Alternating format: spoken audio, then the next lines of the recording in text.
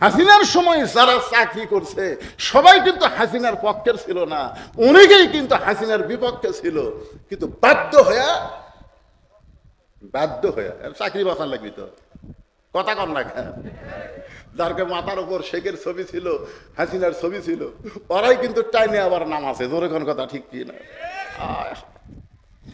ওই যে মূর্তি ভাঙ্গা যেদিন শুরু হচ্ছিল আপনারা দেখছেন কি হারে ভাঙ্গা শুরু হচ্ছে, পুলিশের আর্মিরা পর্যন্ত টাইনিয়ে ক্রেন দিয়ে টাইনিয়ে ফেলে দিচ্ছে।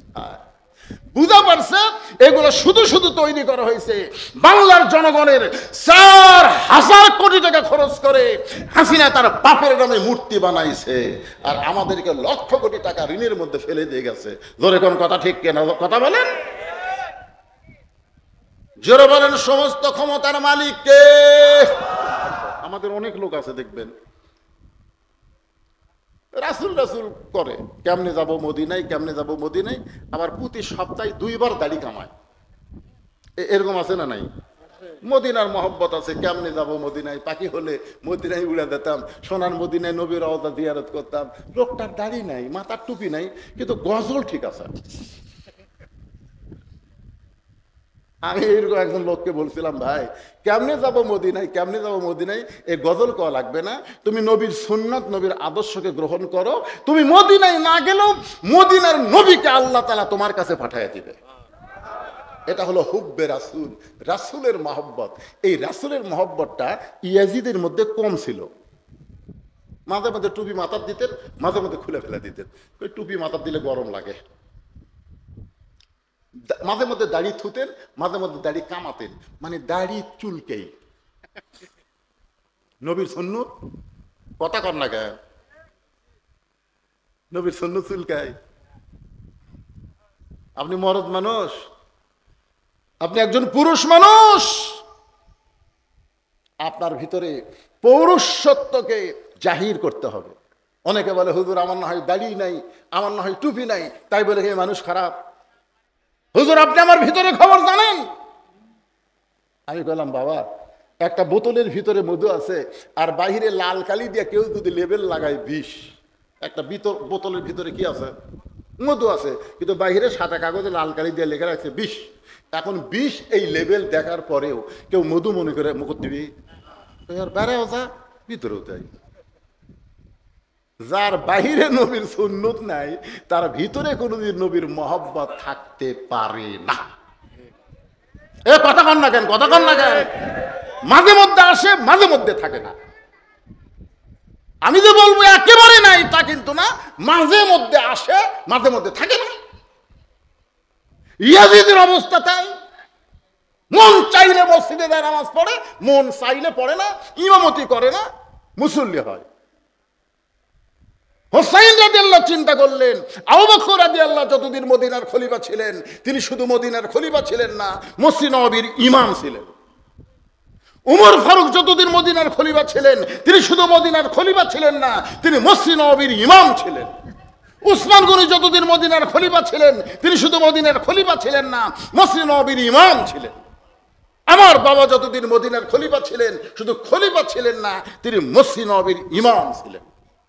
আমিরে মুআবিয়া যতদিন খলিফা ছিলেন, ততদিন তিনি শুধু খলিফা ছিলেন না, তিনি মসজিদ, বড় মসজিদের ইমাম ছিলেন। জোরে কোন সুবহানাল্লাহ। কিন্তু এই ইয়াজিদ এসে টুপি গরম লাগে, দাড়ি চুলকাই, ইমামতি করার টাইম হওয়ার নাই। ইমামতি করবার গেলে সামনে কাতারে যাওয়া লাগবে, সবার শেষে যাবো, আগে আসবো। আর মসজিদের মধ্যে যাওয়া নিরাপত্তার, কারণ উমর ফারুককে মসজিদের মধ্যে হত্যা করছে। এই মসজিদ নামাজ পড়বার যায় আলী রাদিয়াল্লাহু আনহু নানা ধরনের চিন্তা মাথার মধ্যে নিয়ে এসে নিজের নিরাপত্তা বড়ই বড় করছে। আল্লাহ যে হেফাজতকারী এটাও পর্যন্ত ভুলে গেছে। ওয়া ইয়াতাওয়াক্কাল আলাল্লাহি ফাহুয়া হাসবুহু, ভরসা করতে হবে একমাত্র কার উপর। কিন্তু ইয়াজিদ বানালো বডিগার্ড। জোরে কোন কি গার্ড? এই নানা ধরনের বিষয় নিয়ে হোসেন রাদিয়াল্লাহু বসে চিন্তা করতেছে। জোরে কোন কি করতেছে? আমার নানার কষ্টের ইসলাম, তাইফের ময়দানে পাথরের দাগের ইসলাম, এগুলো তো হোসাইন দেখেছে। নিজের নানার শরীরে যখন হোসেন হাসান হুসাইন তেল দিয়ে দেয়, তখন দেখেছে মুখ চাঁদের চাইতেও সুন্দর, আর গোটা দেহের মধ্যে সুন্দরের ভিতরে কালো কালো দাগ। এটা হাসান হুসাইন তো দেখছে। জিজ্ঞাসা করেছে নানা এত সুন্দর চেহারা অথচ দেহের মধ্যে কালো কালো দাগ। আল্লাহ রাসূল বলেছেন, হাসান হোসেন তোরা ছোট মানুষ, তোরা বুঝবি না ভাই, এগুলা হচ্ছে কলেমার দাওয়াতের দাগ। নানার কষ্ট ইসলামটা এইভাবে ধূলিসাৎ করতে দেওয়া যাবে না। ইসলামকে ধরতে হবে যে ইসলাম পালন করেছে আল্লাহর নবী, যে ইসলাম আবু বকর, ওমর, ওসমান, আলী, যে ইসলাম আমিরে মুয়াবিয়া, সেইটাই ধারণ করা লাগবে। জোরে কোন কথা ঠিক কিনা?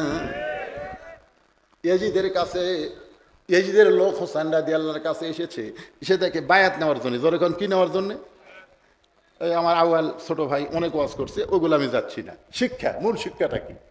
বায়াত নেওয়ার জন্যে হোসেন রাদিয়াল্লাহ সামনে এসে যারা বায়াত গ্রহণ করাবে, কার বায়াত? ইয়াজিদকে খলিফা হিসেবে মেনে নাও, ইয়াজিদকে খলিফা হিসেবে মেনে নাও।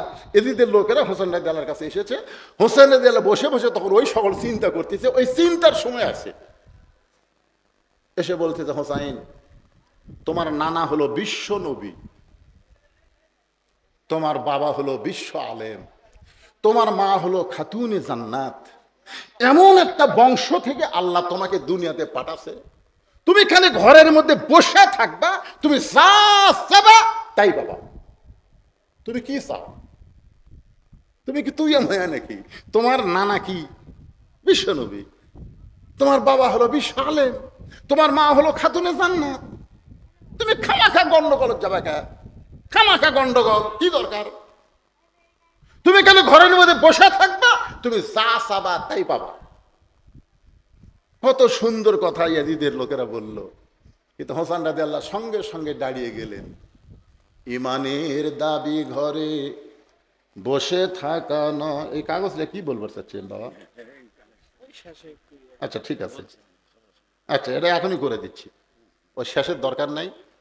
এই ছেলেরা যে কষ্ট করে মেহনত করে ছেলেদের মাহফিল যে আল্লাহ কবুল করছে, তার প্রমাণ হলো আষাঢ় মাসে বৃষ্টি আল্লাহ বন্ধ করে রাখছে। জোরে কোন কথা, কথা কর না গে।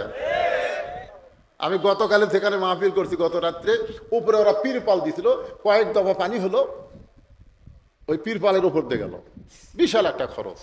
আজকে এখানে আমি যখন নামাজ পড়ি মাগরিবের জামাতের সাথে, তখন দেখলাম মাটি ভিজে উপরে এরা তিরপাল পাড়ে দিছে। উপরে মাটি বসার জন্য তিরপাল দিয়ে কাম হবি করে, উপর থেকে দিল শুরু হয়ে যায়, কি কুড়ি দৌড় মারবি ঠিক কিনা? কিন্তু না, মাশাআল্লাহ অনেক জায়গাতে আজকে বৃষ্টি হলো। আমি যখন ওই কি ওটা যেখানে তেলটুপি হয়ে আসতেছিলাম, সেই বৃষ্টি। কিন্তু এখানে এসে দেখলাম অল্প বৃষ্টি। এখন রাত প্রায় 12:15 বাজে গেছে, এখন পর্যন্ত আল্লাহ বৃষ্টি দেয়নি। তার মানে বোঝা গেল যুবকদের এই দোয়ার মাহফিল আল্লাহ কবুল করছে। এই মাহফিল কবুল করছে বিধায় আপনাদের কাছে আমি একটু হাত পাতালাম যে প্রত্যেক বছর তারা যেন এই মাহফিলটা করতে পারে। এজন্য আপনাদের কাছে ব্যাগ যাবে, রুমাল যাবে। কিঞ্চিত হলেও শোনেন, কথাটা খেয়াল করবেন, একজনে এখন উঠবেন না, একজনে ওঠার দরকার নাই, আপনাদের কাছে এরা যাবে। কিঞ্চিত হলেও আপনারা দিবেন, কিন্তু বঞ্চিত করবেন না। মনে করবেন লিয়াবলুয়াকুম আইয়ুকুম